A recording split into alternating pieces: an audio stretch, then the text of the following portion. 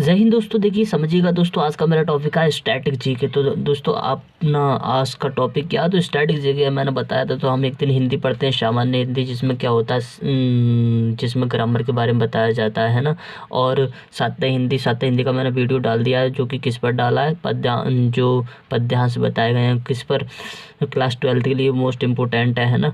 और क्या आज का टॉपिक क्या है, स्टैटिक जीके है ना। तो हम क्या है, सभी विषय को कवर करते हैं, ठीक है ना। तो प्रतीक और उनके अर्थ। दोस्तों प्रतीक कुछ चिन्ह होते हैं ना, उनका अर्थ जानेंगे हम ना। कुछ चिन्ह होते हैं, सिंबल होते हैं दोस्तों, हमें उनका अर्थ जानना चाहिए, ठीक है ना, जो कि हमारे हर कॉम्पिटिशन एग्जाम के लिए मोस्ट इम्पोर्टेंट है। तो स्टार्ट करते हैं। देखिए दोस्तों, लाल झंडा आपके सामने है। लाल झंडा, देखिए लाल झंडा दोस्तों, लाल झंडा क्या होता है, यह क्या है दोस्तों, ये ध्वज विश्व में क्रांति का प्रतीक होता है।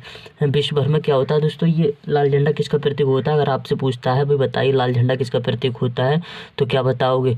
तो याद रखना दोस्तों, ये किसका, क्रांति का प्रतीक होता है। किसका, क्रांति का प्रतीक होता है, ठीक है ना। शांति का क्या होता है दोस्तों, ये केसरिया रंग होता है ना, वो शांति का प्रतीक होता है। और जो हरा रंग किसका होता है, हरियाली का प्रतीक होता है। तो इतनी बात याद रखना।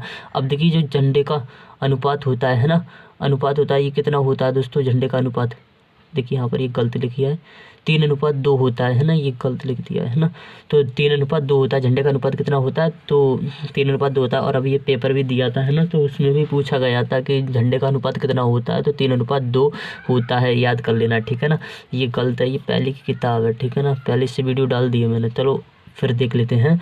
तो झंडे का अनुपात कितना होता है, तो 3:2 होता है, याद रखना। देखिए कितना होता है यहाँ पर, 3:2 है ना, मोस्ट इम्पोर्टेंट है। और है ना, और ये किसका प्रतीक होता है, लाल झंडा। तो याद रखना ये होता है क्रांति का प्रतीक होता है ना। और जो सफ़ेद जो केसरिया रंग होता है इसका, है ना, ये किसका प्रतीक होता है ना, संतरी रंग, तो किसका होता है, शांत का प्रतीक होता है। और जो हरा रंग पूछेगा किसका प्रतीक होता है, तो हरियाली का प्रतीक होता है, मोस्ट इम्पोर्टेंट है ना। लाल रंग, देखिए दोस्तों लाल रंग आपको सभी को मालूम है, लाल रंग क्या होता है, ये खतरे का प्रतीक होता है, ठीक है ना। ये किसका प्रतीक होता है, लाल रंग, तो खतरे का प्रतीक होता है। जो यातायात होते हैं दोस्तों, आपने देखा होगा लाल रंग क्या होता है, ये खतरे का प्रतीक होता है, मोस्ट इम्पोर्टेंट है, याद कर लेना, ठीक है ना।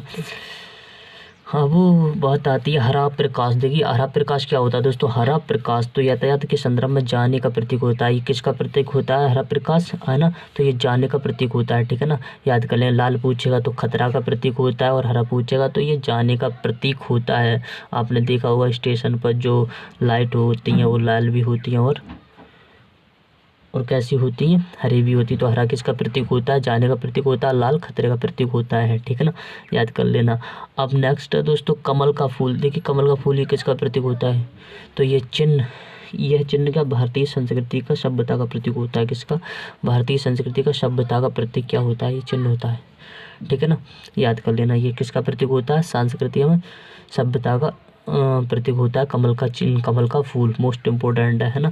काली मिट्टी, दोस्तों काली मिट्टी की बात करेंगे तो क्या दोस्तों, काली मिट्टी को रेगुर मिट्टी भी कहा जाता है। ये क्या होती है, हाथों पर काली मिट्टी बांधना, ये हाथों पर काली मिट्टी है, काली पट्टी है, क्या काली पट्टी है ना, काली मिट्टी नहीं है, काली पट्टी। तो ये हथेली पर जो काली पट्टी बंधी होती है ना, विरोध का प्रतीक होता है। आपने देखा होगा है ना, कोई ऐसा कोई सिंबल है ना, उस पर क्या होता है, जो आँखों पर पट्टी बंधी है कोई स्त्री है ना उसके ऊपर, तो वो किसका प्रतीक अगर पूछे तो याद रखना वो विरोध का प्रतीक है ना, रुकावट का, ठीक है ना, विरोध का प्रतीक है, याद रखना काली पट्टी, है ना। अब देखिए चक्र की बात करते हैं। चक्र ये भारतीय संस्कृति में प्रगति का प्रतीक होता है। ये किसका प्रतीक होता है, चक्र, तो भारत में किसका प्रतीक होता है, भारतीय संस्कृति का प्रतीक होता है। और जो हमारा झंडा होता है ना, जो तिरंगा होता है, उसमें कितनी तीलियाँ, तो 24 तीलियाँ हैं, याद रखना, है ना। और ये चक्र भारत में किसका प्रतीक होता है, तो ये प्रगति का प्रतीक होता है, मोस्ट इंपॉर्टेंट है, याद रखना। देखिए यहाँ पर दे रखा है, भारतीय ध्वज में मध्य स्थित में श्वेत पट्टी में चक्र को इसलिए रखा गया है ना। चक्र क्यों रखा गया है, क्योंकि ये प्रगति का प्रतीक होता है। और चक्र में तीलियाँ पूछेगा तो कितनी होती हैं, याद रखना, ये 24 तीलियाँ होती हैं। और इसका अनुपात होता है, झंडे का अनुपात 3:2 होता है, मोस्ट इम्पोर्टेंट है, याद कर लेना, ठीक है ना। अब बात आती है सफ़ेद कबूतर। तो आपको पता है ये शांति का प्रतीक होता है। सफ़ेद कबूतर किसका प्रतीक होता है, तो ये शांति का प्रतीक माना जाता है या समझा जाता है ना। सफ़ेद कबूतर याद कर लेना इसे, हैं। अब बात आती है स्वास्थ्य स्वास्तिक, देखिए ये चिन्ह होता है, इसे क्या कहा जाता है, स्वास्तिक कहा जाता है, इसे क्या कहा जाता है, स्वास्तिक। तो ये किसका प्रतीक होता है, ये हिंदू धर्म के कल्याण में वृद्धि, है ना। आपने देखा होगा कोई भी जो चिन्ह होता है ऐसा, ये किसका प्रतीक होता है, तो याद रखना कल्याण में वृद्धि का सूचक होता है, ये किसका, कल्याण में वृद्धि का प्रतीक होता है, ठीक। ओम हिंदू धर्म का मंगल सूचक माना जाता है, पूछता है हिंदू धर्म का मंगल सूचक किसे माना जाता है, तो ओम को माना जाता है दोस्तों, ठीक है ना। किसे माना जाता है, मंगल सूचक किसे माना जाता है, तो ये ओम को माना जाता है, ओम, ठीक है ना, याद कर लेना इसको।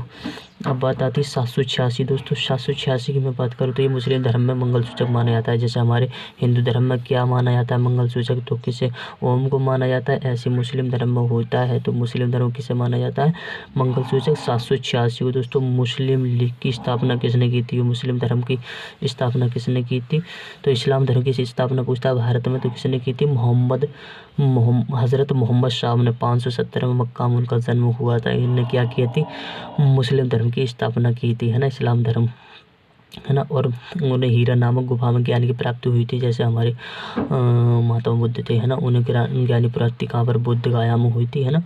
ऐसी उनको ज्ञानी प्राप्ति कहाँ हुई थी, तो हीरा नामक गुफा में, है ना। बहुत कुछ है उनके बारे में, ठीक है। देखिए ये चिन्ह देखा होगा आपने, ये वाला चिन्ह होता है, ये किसका प्रतीक होता है, तो ईसाई धर्म का मंगल सूचक होता है। ईसाई धर्म का क्या होता है, ये मंगल सूचक होता है। ओम किसका, हिंदू धर्म का मंगल सूचक होता है। अगर पूछे 786 किसका प्रतीक होता है, तो ये मंगल सूचक किसका होता है, तो ये 786 ये मुस्लिम धर्म का होता है, ठीक है ना। और ये चिन्ह होता है, ये वाला चिन्ह, है ना, ये किसका प्रतीक होता है, तो ये मंगल सूचक किस, ईसाई धर्म की, है ना। ईसाई धर्म की स्थापना किसने की थी, ईसा मसीह ने की थी, है ना, जिसको सूली पर किसने चढ़ाया था, याद रखना दोस्तों, किसने, पोटियस ने किया था, उन्हें सूली पर चढ़ाया गया था, है ना, याद कर लेना, है ना, याद रखना। अब पीटर्स उनका एक शिष्य था, है ना। पीटर कौन था, तो उनका शिष्य था किनका, ईसा मसीह का। ईसा धर्म की स्थापना किसने की थी, तो याद करना ये कही थी ईसा मसीह ने, है ना। और ये उनका ही चित्र है ना, यह सिंबल है। देखिए सिंह स्तंभ की बात करेंगे, सिंह स्तंभ की बात करेंगे तो ये भारत सरकार से संबंधित है। सिंह स्तंभ किससे संबंधित है, तो भारत सरकार से संबंधित है दोस्तों, भारत सरकार से संबंधित सिंह स्तंभ, है ना। राज्य का सूचक है, याद कर लेना इसे। ये रहा यहाँ से, है। बात आती है हाथ में जो तराजू लिए स्त्रियाँ, है ना, जैसे हमने पढ़े था, वो पट्टी बांधे वो स्त्रियाँ, है ना, वो किसकी प्रतीक होती है, तो वो विरोध का प्रतीक होती थी, है ना। और ऐसे आपने देखा होगा हाथ में तराजू लिए स्त्री होती है, वो किसकी प्रतीक होती है, तो सच्चे न्याय का प्रतीक होती है। क्या होता है, वो सच्चे न्याय की प्रतीक मानी जाती है, ठीक है ना। अब देखिए लाल धन का निशान ये होता है, ये लाल धन का निशान किसका प्रतीक होता है, चिकित्सा सुविधाओं का प्रतीक होता है। किसका, चिकित्सा, जो आपने देखा होगा एम्बुलेंस होती है उस पर ये चिन्ह लगा होता है, ऐसा ये किसका प्रतीक होता है, तो कभी भी याद कर लेना, ये चिकित्सीय सुविधाओं का प्रतीक होता है। डॉक्टर, क्लिनिक, दवाखाना, अस्पताल, एम्बुलेंस आदि को व्यक्त करने के लिए इसका प्रयोग किया जाता है, ठीक है ना। तो दोस्तों अच्छा लगा वीडियो को तो लाइक और शेयर कर देना, ठीक है ना, शेयर जरूर करना दोस्तों वीडियो को, ठीक है ना। अब हमारा अगला वीडियो किसकी आएगा, अंग्रेजी का। अंग्रेजी क्या है दोस्तों, अंग्रेजी में मैं क्या करा रहा हूँ, अंग्रेजी आपकी 16 तारीख तक क्या करूँगा, 16 तारीख तक दोस्तों अंग्रेजी 12th की कराऊंगा, है ना। उसमें मोस्ट इंपॉर्टेंट होमोफोन्स हो गए, है ना, और क्या हो गए, सिनोनिम्स, एंटोनिम्स, है ना, वन वर्ड सब्स्टिट्यूशन, है ना, ये सब कराऊंगा, ठीक है ना। तो अच्छा लगा वीडियो तो लाइक और शेयर कर देना, ठीक।